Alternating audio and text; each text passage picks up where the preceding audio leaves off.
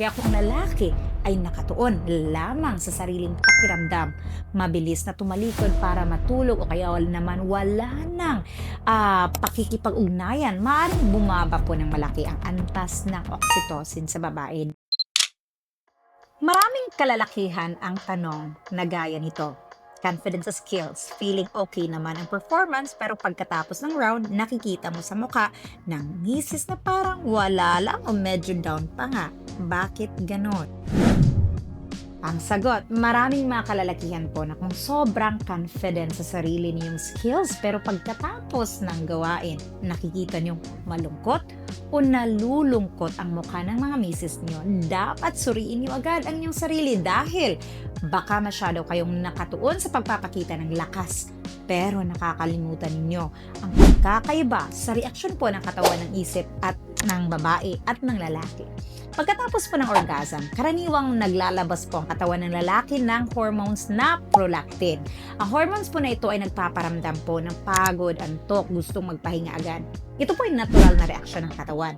Samantala, ang katawan po ng babae pumapasok naman sa ibang phase at sa oras na yan, tumataas ng sobra ang hormones na oxytocin. Ang hormones po na ito ay may kinalaman po na pagkokonekta sa emosyon. Karaniwang gusto ng babae na mas lumapit pa sa emotional na paraan.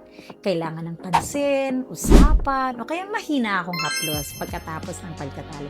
Kaya kung ang lalaki ay nakatuon lamang sa sariling pakiramdam, mabilis na tumalikod para matulog o kaya naman wala nang pakikipag-ugnayan, maaaring bumaba po ng malaki ang antas ng oxytocin sa babae dahil sa pagbabagong iyan. Nararamdaman nila na ang pagkadismaya po magiging iniwan at kumulangan sa emosyonal na koneksyon kahit na okay naman lahat bago iyon.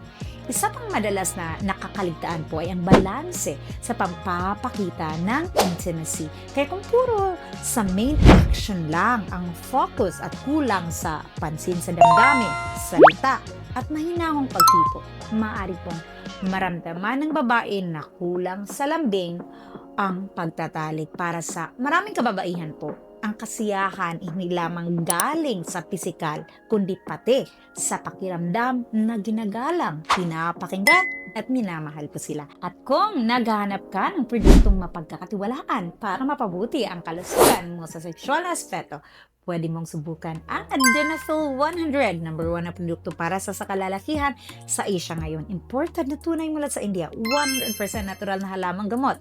Ligtas, walang side effects. Kahit yun nga may mga high blood pressure, sakit sa puso, diabetes, gout, ay pwede rin gumamit nito ng normal.